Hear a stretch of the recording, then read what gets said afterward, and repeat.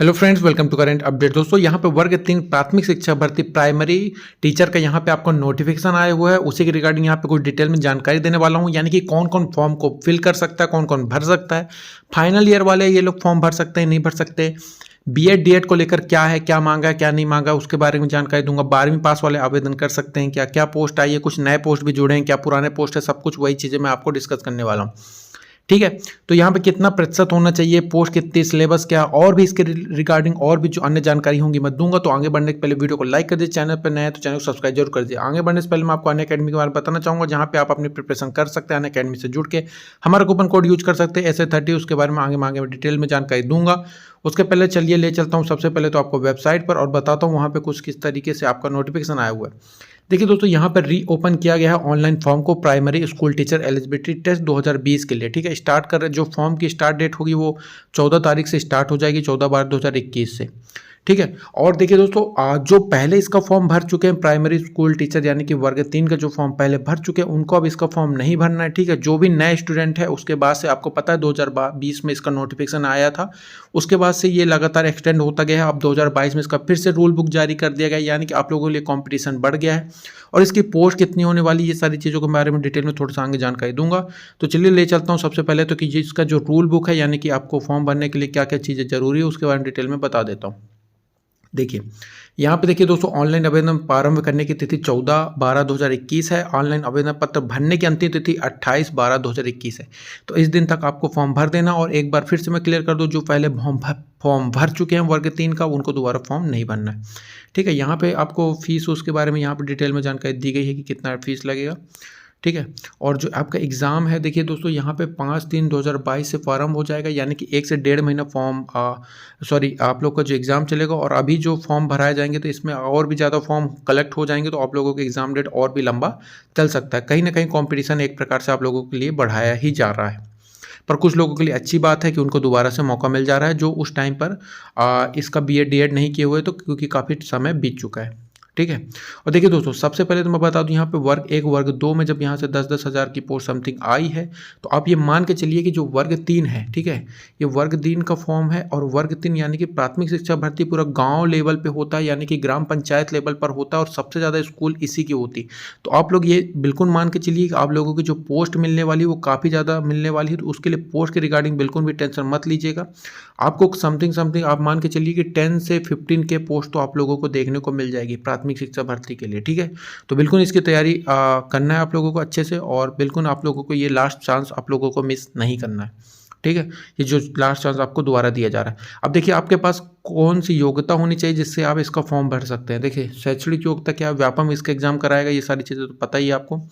कम से कम 50% अंकों के साथ हायर सेकेंडरी यानी कि 12th पास होना चाहिए, तथा उसके समकक्ष या तो आप ग्रेजुएशन भी हो सकता है। ठीक है, तथा प्रारंभिक शिक्षा में 2 वर्ष का डिप्लोमा या उसके समकक्ष।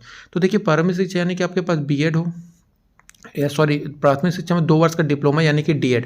ठीक है, तो ये DEd या BEd जो भी है, तो आप इसका फॉर्म भर सकते हैं। और देखिए, यहाँ पे आपको और दिया हुआ है, कम से कम आपको 50% अंक होना चाहिए हायर सेकेंडरी में, यानी कि 12th में आपको 50% होना चाहिए।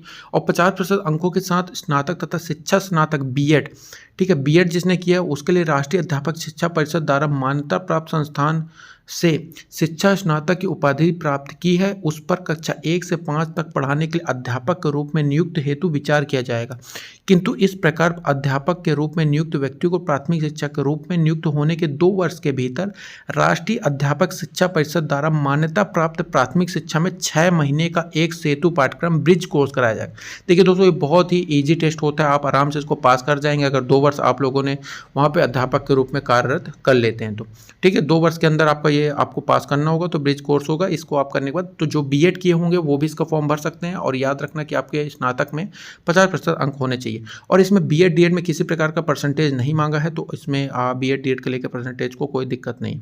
ठीक है, यहाँ पे उसी तरीके से दिया हुआ है कि आपके पास DLEd BLEd भी है, तो भी इसका फॉर्म भर सकते हैं। और कम से कम 50% अंक हायर सेकेंडरी तथा इसके समकक्ष शिक्षा साथ में विशेष शिक्षा में 2 वर्षीय डिप्लोमा होना चाहिए। ठीक है, तो BEd DEd दोनों लोग इसका फॉर्म भर सकते हैं, तो बिल्कुल इसका फॉर्म भरिए और अपना बेस्ट दीजिए। ठीक है, और देखिए, यहाँ पे नोट दिया हुआ है, आरक्षित वर्गों में जैसे अनुसूचित जाति, अनुसूचित जनजाति यानी कि ST SC OBC, अन्य पिछड़ा वर्गों के निःशक्त व्यक्तियों को तथा निःशक्त व्यक्तियों के अभ्यर्थियों को अहर्ताकारी अंकों में 5% की छूट दी जाएगी। ठीक है, यानी कि आपका जो यहाँ परसेंटेज है इसमें 5% तक की छूट मिल सकती है। ठीक है, मेन पॉइंट है यहाँ पे जो लोगों को डाउट बन रहा है, शिक्षक पात्रता परीक्षा में अर्ह होने के लिए प्रवर्ग न्यूनतम अंकों का प्रतिशत निम्नलिखित अनुसार होगा।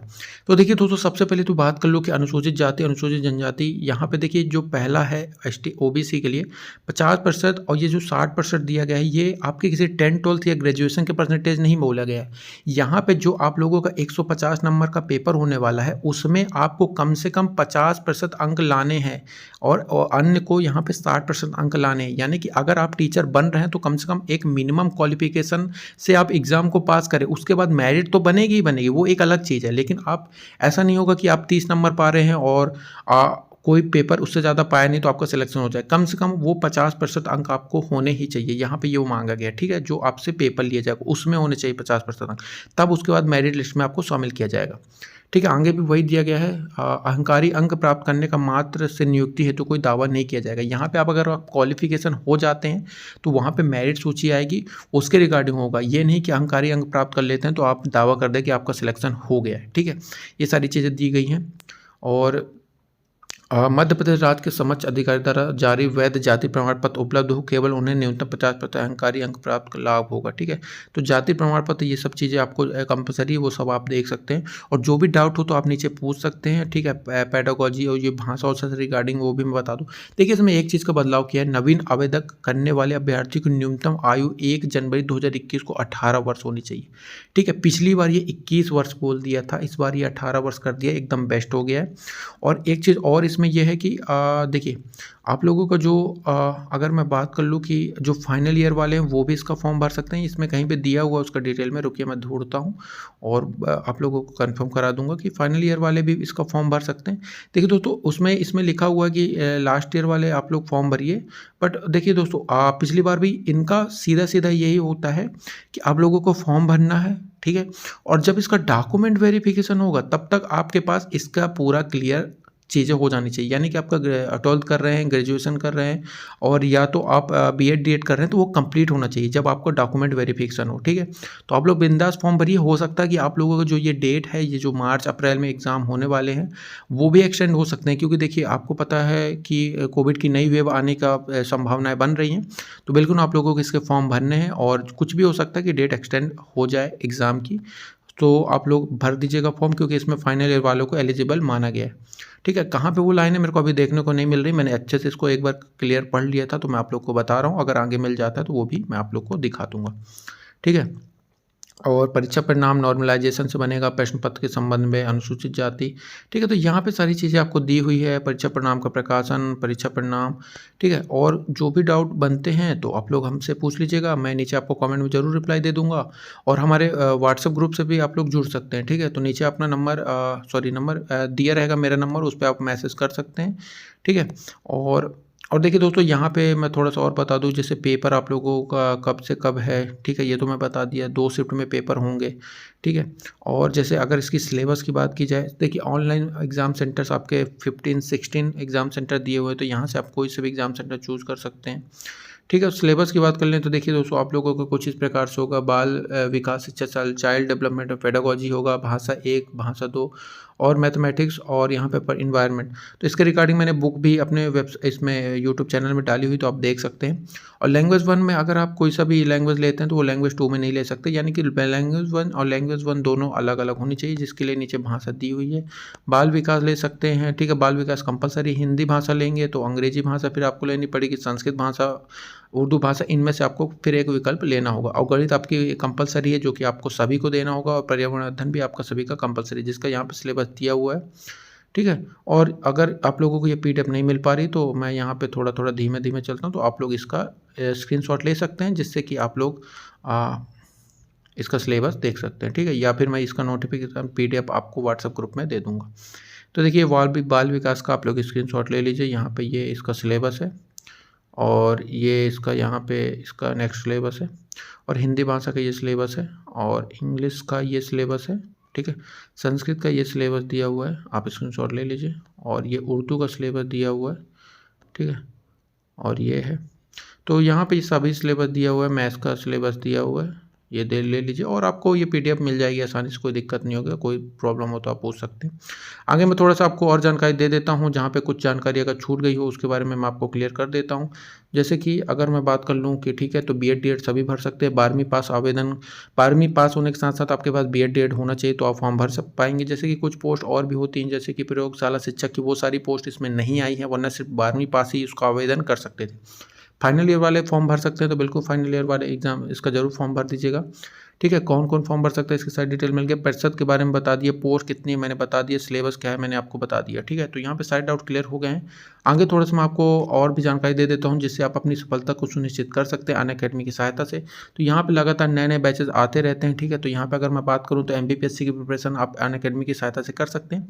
यहाँ पे टीचर्स को लेकर के भी, एग्जाम को लेकर वर्ग 3 को भी कोई बैचेज आ सकता है, तो उसके बारे में रिगार्डिंग मैं आपको जानकारी दूंगा। बट उसके अलावा अगर आप कोई बैच ज्वाइन करना चाहते हैं, MPPSC की तैयारी करना चाहते हैं, व्यापम की तैयारी करना चाहते हैं, तो अनअकैडमी से जुड़ के आप प्रिपरेशन कर सकते हैं, जहाँ पे आप हमारा कूपन कोड यूज कर सकते हैं SA30 और वहाँ पे आपको मिलेगा मैक्सिमम डिस्काउंट।